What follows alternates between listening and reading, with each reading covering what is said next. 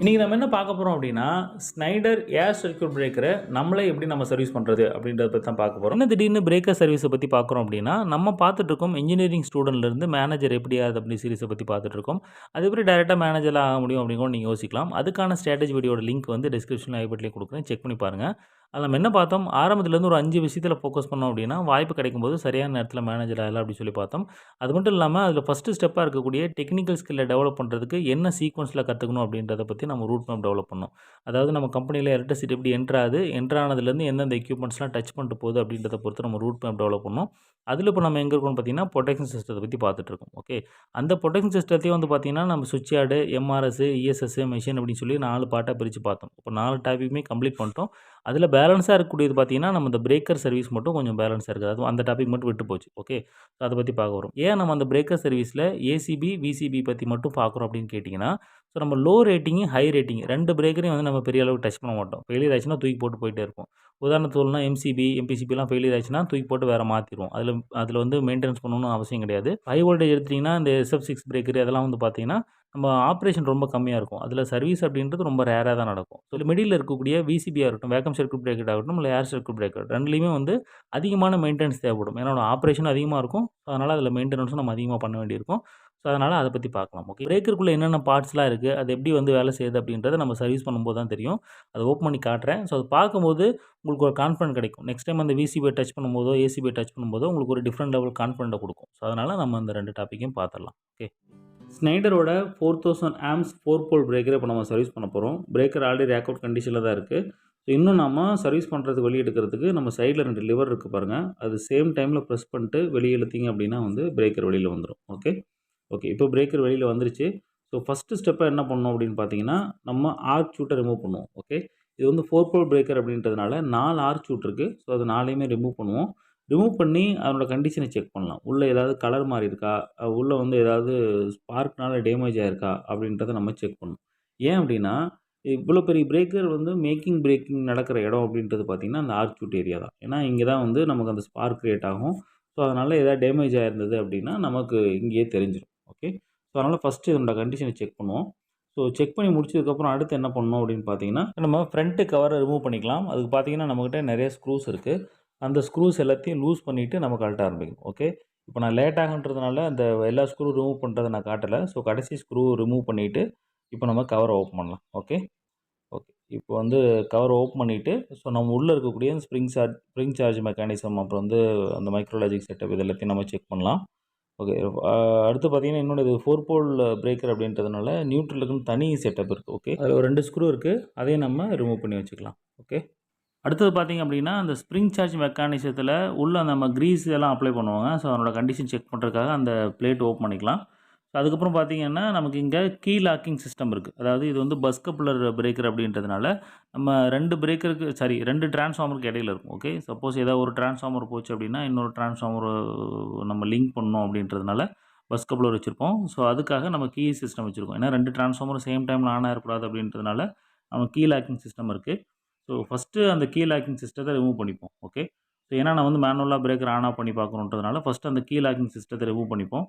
So இதுதான் அந்த key locking setup. நம்ம தனியாக ரிமூவ் பண்ணிக்கலாம். ஓகே, அடுத்தது பார்த்திங்க அப்படின்னா நம்ம காயில் செட்டப். ஸோ நம்ம வந்து பிரேக்கரை ரிமோட் ஆன் ஆஃப் பண்ணுறதுக்காக நம்ம ஆட்டோமேட்டிக் ட்ரிப் ஆகிறதுக்காக நம்ம காயில்ஸ் வச்சுருப்போம்.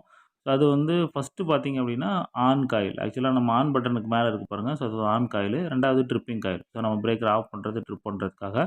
அதுக்கப்புறம் பார்த்தீங்கன்னா, அந்த அண்டர் வோல்டேஜ் காயில். சப்போஸ் வந்து பவர் கட் ஆச்சு அப்படின்னா பிரேக்கர் வந்து ஆட்டோமேட்டிக்காக ஆஃப் ஆகணும் அப்படின்றதுக்காக நம்ம அண்டர் வோல்டேஜ் காயில் இருக்குது.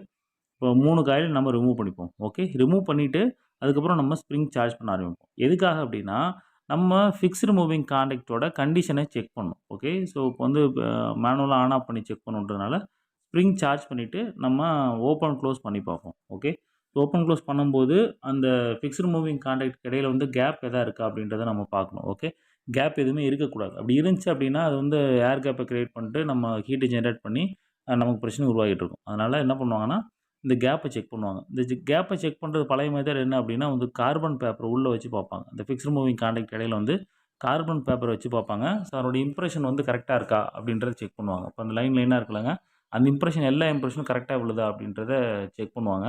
ஸோ இப்போ இருக்கிற மாடர்ன் பிரேக்கர்லாம் வந்து எல்லா போலும் வந்து இன்டர்மீடியேட் அப்படின்றதுனால ஸோ அது வந்து ஏதாவது ஒரு போலில் பிரச்சனையாக இருந்தாலும் அடுத்த போல்ஸ்லாம் வந்து க்ளோஸ் ஆகாது அப்படின்றதுனால இப்போ யாரும் அதை பண்ணுறதில்ல.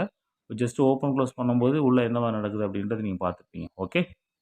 ஸோ அடுத்தது நம்மளோட மெயின் பார்ட் மைக்ரோலாஜிக். ஸோ இந்த மைக்ரோலாஜிக்கு தான் வந்து நமக்கு அந்த ட்ரிப்பிங் கண்டிஷனு, ஆக்சுவல் கரண்ட் எவ்வளோ போகுது அப்படின்றதெல்லாம் காமிக்குது அப்படின்னு சொல்லி நமக்கு தெரியும்.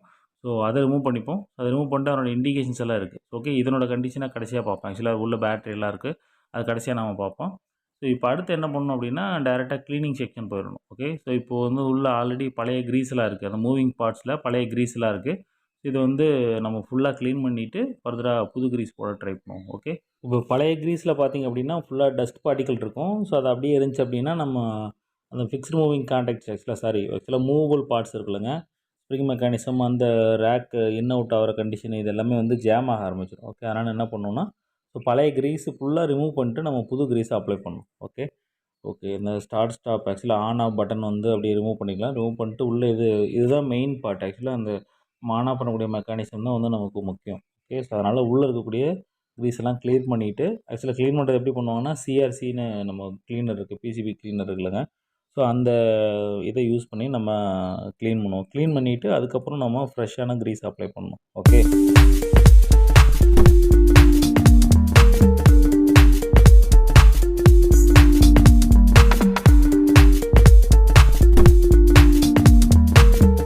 ஓகே அடுத்தது பார்த்திங்க அப்படின்னா வந்து இந்த இடத்துல நமக்கு நியூட்ரலோட சிடி இருக்குது. ஓகே, ஸோ கீழே பார்த்தீங்கன்னா ஒரு கனெக்டர் இருக்கும். ஸோ அதனோட கனெக்டர் கண்டிஷன் செக் பண்ணிக்கோங்க. சப்போஸ் இது ஏதாவது லூஸாக இருந்தது அப்படின்னா நமக்கு வந்து எர்த் ஃபால்ட் ஏதாவது நியூசன்ஸ் ஸ்ட்ரிப் கொடுத்துட்ருக்கோம். ஓகே, அதோட சிடியோட கனெக்டர் கண்டிஷனு, கேபிள் கண்டிஷன்லாம் நல்லா இருக்கா அப்படின்றத செக் பண்ணிக்கலாம். ஸோ பேக் சைடு கனெக்டர் இருக்குது, ஜாயின் பண்ணி. ஓகே, ஸோ அடுத்தது பார்த்திங்க அப்படின்னா நம்மளோட ஆர்ஒய்பி 3 ஃபேஸோட சிடி வந்து நம்ம அந்த மைக்ரோலாஜிக்கோட பேக் சைடில் வரும். ஓகே, அதனோட கேபிள் கண்டிஷனு, கனெக்டர்ஸ் இதெல்லாம் கரெக்டாக இருக்கா அப்படின்றத நம்ம ஒரு டைம் செக் பண்ணிக்கணும். ஓகே, இதெல்லாம் டிஸ்டர்ப் ஆக வாய்ப்பு இல்லை. ஸோ நீங்கள் ஒரு டைம் செக் பண்ணிக்கிறது பெட்ரு. சப்போஸ் நீங்கள் ஏதாவது ப்ராப்ளம் வந்ததுனாலும் ஸோ இந்த பார்ட்ஸை நீங்கள் இங்கே போய் பார்க்கலாம் அப்படின்றதுக்காக நான் இதை காமிக்கிறேன். ஓகே, இப்போ அடுத்தது பார்த்திங்கன்னா நம்ம மைக்ரோலாஜிக்கோட கண்டிஷனை செக் பண்ணலாம். ஸோ இப்போ அதில் வந்து அந்த பட்டனை ப்ரெஸ் பண்ணும்போது எல்லா எல்இடியும் எரியணும். சப்போஸ் அப்படி எரியலை அப்படின்னா நம்ம பேட்டரி கண்டிஷன் நல்லா இல்லைன்னு அர்த்தம். ஸோ அப்படி இருந்துச்சுன்னா நீங்கள் பேட்டரி டேரெக்டாக மாற்றிடுங்க. பேக் சைடில் இந்த மாதிரி நம்ம ஓப்பன் பண்ணி அந்த பேட்டரியை மாற்றிடலாம். ஓகே ஓகே, ஸோ இப்போ அடுத்தது நம்ம மைக்ரோலாஜியில் இருக்கக்கூடிய ரேட்டிங் பிளக். ஸோ இது வந்து நம்ம பிரேக்கர் ரேட்டிங்கை கம்மி பண்ணுறதுக்காக யூஸ் பண்ணுவோம்னு சொல்லி நம்ம முன்னாடியே நம்ம பார்த்தோம். ஓகே, ஸோ அந்த ரேட்டிங் பிளக்கில் பின் எதாவது டேமேஜ் ஆயிருக்கா இல்லை கரெக்டாக ஃபிக்ஸ் ஆயிருக்கா அப்படின்றத ஒரு டைம் என்ஷூர் பண்ணிக்கோங்க. ஓகே, சப்போஸ் இதில் ஏதாவது பிரச்சனையாச்சு அப்படின்னாலும் நமக்கு வந்து நியூசன்ஸ் ஸ்டெப் கொடுத்துட்ருக்கோம். ஓகே, ஓவர் கரண்டில் ட்ரிப் ஆகுது, ஓவர்லோடில் ட்ரிப் ஆகுது, அந்த மாதிரி பிரச்சனைகள் கொடுத்துட்ருக்கோம். ஸோ அதனால் அந்த பின் கரெக்டாக போட்டிருக்கா அப்படின்றத ஒரு டைம் என்ஷூர் பண்ணிக்கலாம்.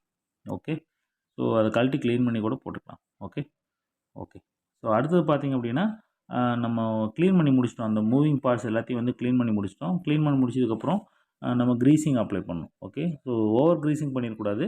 ஸோ நம்ம கரெக்டாக அந்தந்த இடத்துல எந்தெந்த இடத்துல மூவ் ஆகுமோ அங்கெல்லாம் வந்து நம்ம க்ரீஸிங் அப்ளை பண்ணணும். ஓகே, க்ரீஸ்லாம் அப்ளை பண்ணி முடிச்சதுக்கப்புறம் நம்ம எந்தெந்த பார்ட்ஸ்லாம் ரிமூவ் பண்ணணுமோ அதை அந்த இடத்துல வந்து கரெக்டான ஸ்க்ரூ போட்டு ஃபிக்ஸ் பண்ணிடலாம். ஓகே, ஸோ அதுக்கப்புறம் பார்த்தீங்கன்னா அந்த பிரேக்கரை ரேக் கண்டிஷன்லேருந்து நம்ம வெளியே எடுக்கணும். ஓகே, வெளியே எடுத்துகிட்டு ஸோ அதனோட பேக் சைடு கனெக்டர் க்ளீன் பண்ணுறது. ஸோ அதுக்கப்புறம் வந்து பார்த்தீங்கன்னா உள்ளே வந்து ரேக் இன் ரேக் அவுட் பண்ணுறோம் இல்லைங்க. ஸோ அதனோட மெக்கானிசம்லாம் வந்து க்ளீன் பண்ணுறது அது எல்லாத்தையும் நம்ம பண்ணலாம். ஸோ அவ்வளோதான். ஸோ நீங்கள் வந்து பாருங்கள், ஆக்சுவலாக இதில் வந்து அந்த மூவிங் பார்ட்ஸ்க்கு வந்து க்ரீஸ் பண்ணுறது, க்ளீன் பண்ணுறது ஜஸ்ட் அதுதான். ஸோ அது நீங்கள் பண்ணிவிட்டு நீங்கள் எகெயின் பிரேக்கர் எடுத்து வச்சு நீங்கள் க்ளோஸ் பண்ணிட வேண்டியதான். அவ்வளோதான் பிரேக்கர் சர்வீஸ். இந்த இடத்துல கடைசியாக ஒரு விஷயம் சொல்ல மறந்துட்டேங்க. ஆக்சுவலாக நம்ம இந்த பிரேக்கரில் ஸ்ப்ரிங் சார்ஜ் மோட்டரே பார்க்கல. ஏன் அப்படின்னா இது வந்து பஸ் கப்ளர் அப்படின்றதுனால நம்ம ஸ்ப்ரிங் சார்ஜ் மோட்டர் யூஸ் பண்ணலை. இதே வந்து நீங்கள் வேறு பிரேக்கரில் அதாவது ஆட்டோமேட்டிக்காக ஆன் ஆஃப் ஆகணும் அப்படின்ற கண்டிஷனில் இருக்கக்கூடிய பிரேக்கர்ஸில் ஸ்ப்ரிங் சார்ஜ் மோட்டர் இருக்கும். அது வந்து பார்த்திங்கன்னா இந்த ஷாஃப்ட் இருக்குல்லங்க. ஸோ அந்த இடத்துல தான் அந்த மோட்டர் ஃபிக்ஸ் பண்ணியிருப்பாங்க. ஸோ நீங்கள் அந்த பிரேக்கர் ஓப்பன் பண்ணி சர்வீஸ் பண்ணுறீங்க அப்படின்னா அந்த மோட்டரோட கண்டிஷனு, அதனோட டெர்மினலு, ஸோ அதெல்லாம் நீங்கள் செக் பண்ணிக்கோங்க. ஓகே.